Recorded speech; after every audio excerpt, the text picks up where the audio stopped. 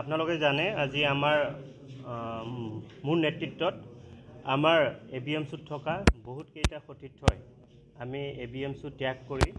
আজি ইউপিপিএলত যোগদান কৰিলোঁ। বিশেষকৈ পিটিচি অঞ্চলত প্ৰমোদ বড়ো ডাঙৰীয়াৰ নেতৃত্বত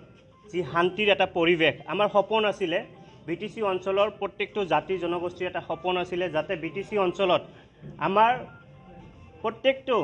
জাতি জনগোষ্ঠীৰ ল'ৰা ছোৱালী এটা সপোন দেখিব পাৰে, ইয়াত ভালকৈ সুস্থভাৱে জীয়াই থাকিবলৈ এটা সপোন দেখিব পাৰে। এই ক্ষেত্ৰত প্ৰমোদ বড়ো ডাঙৰীয়া যেনেকৈ সফল হৈছে আৰু শিক্ষাৰ ক্ষেত্ৰত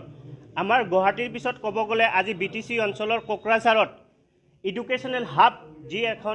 যিবোৰ ইউনিভাৰ্চিটি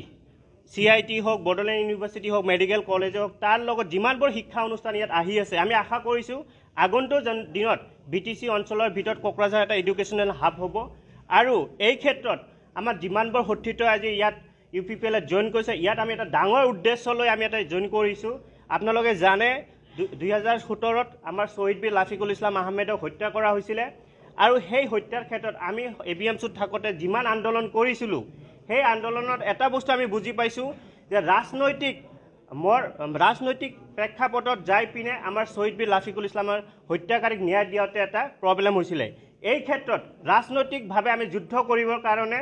আজি আমাক প্ৰমোদ বড়ো ডাঙৰীয়া এটা কথা সুকীয়াকৈ কৈছে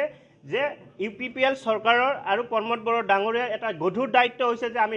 লাফিকুল ইছলাম আহমেদৰ ন্যায়ৰ ক্ষেত্ৰত কেনেকৈ আমি যুদ্ধ কৰিম। আমি আশা কৰিছোঁ যে আমাৰ ইয়াত প্ৰত্যেকটো সতীৰ্থই যেনেকৈ আগবাঢ়ি আহিছে,